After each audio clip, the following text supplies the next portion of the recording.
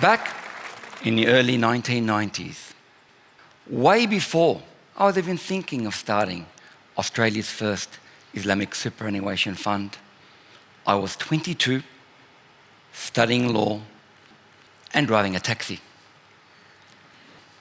I hope they're not filming that. I was already thinking about buying my first home, and I did. Fast forward 30 years, and my 22-year-old daughter, studying law, certainly not driving a taxi, and here in the audience today, is locked out of every housing market in every major city in Australia. And house prices? Oh my God. In 1990, when I was 22, the median price of a house in Sydney was $185,000. Fast forward to 2023, it's $1.2 million. Let that sink in. $1.2 million. And then you think about the median income.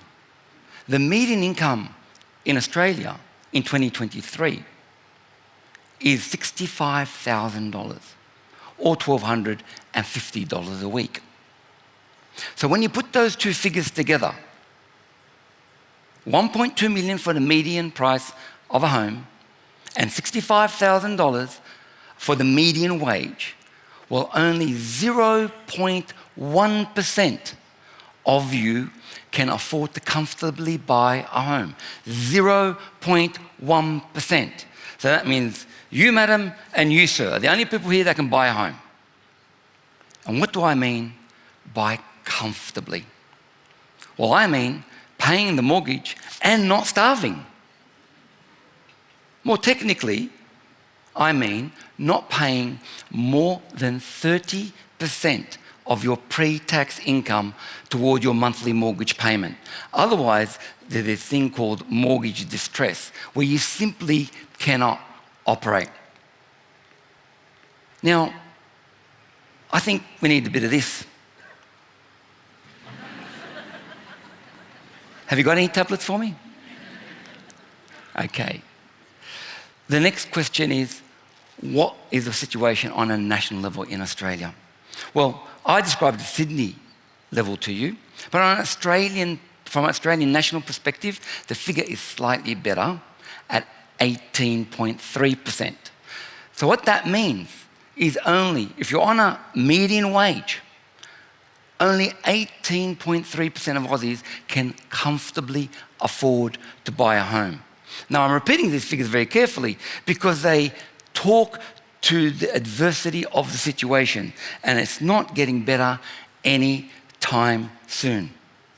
The great Australian dream is fast turning into a nightmare, which is not going to end any time soon. And so, I guess the question is why? Why is this happening? Why do we have an affordability crisis that's occurred in the last 20 years that only seems to get worse, and it's actually predicted to get even worse still, given the supply and demand of properties? So let's talk about what the major reason is for it. Well, first of all, we all know supply and demand are the biggest reason. We simply do not have enough properties and well-located land in Australia for everybody who wants one. And that is a major problem. But we've got government policies on a state and federal level. We've tried all kinds of things. We've tried to build new houses, new properties, new units. Still hasn't solved the problem. But leaving aside demand and supply for one moment, what about our banking system? What role does it play in creating or fueling this housing affordability crisis? Well, I would argue it plays a fundamental role, and we should reimagine part of our banking system to be human-centered, fairer, and easier to access. And on that basis, when you want to reimagine what you can do for banking, there's got to be a way where perhaps there's no interest. Think about it. A bank does not charge interest, fleece its borrowers, kick you out of your home after 90 days of not paying. Well, there is such a place and such a system, and I can tell you it's in over 50 countries operating already. And that dreamlike place where banking institutions are not your enemy but your friend can be found. What is this utopia, you ask? Well, it's Islamic finance. Islamic finance is based on partnership, alignment of interest, shared responsibilities, and is very much human-centered. It is based on the belief that we're trying to get people into their home, not about lending you money and using that home only as security if you do not pay the loan back. Fundamentally, that is the problem.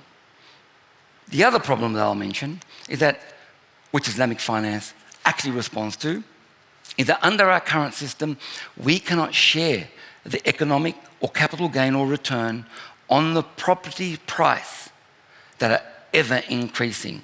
A bank simply lends you money, uses the property as security, but it has no interest in the property. If we were able to reimagine a system that does that, then we would be in a human-centered approach.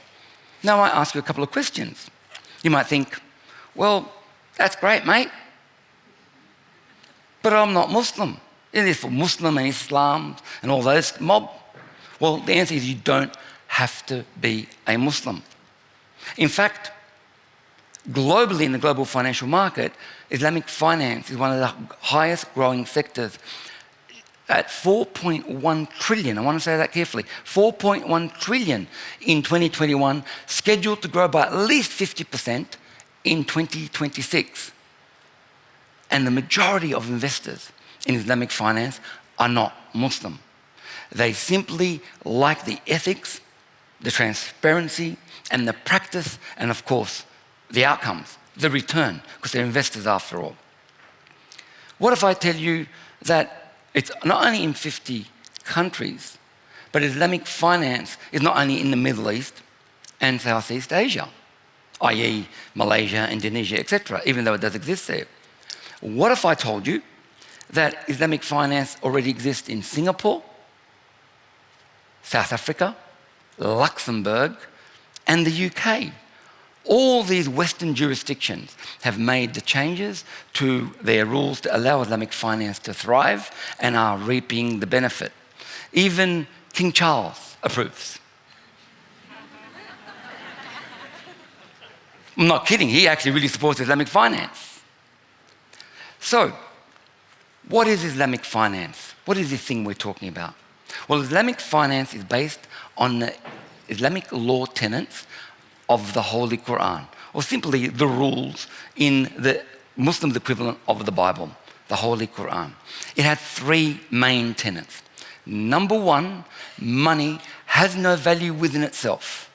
Money is only a representative value of goods and services.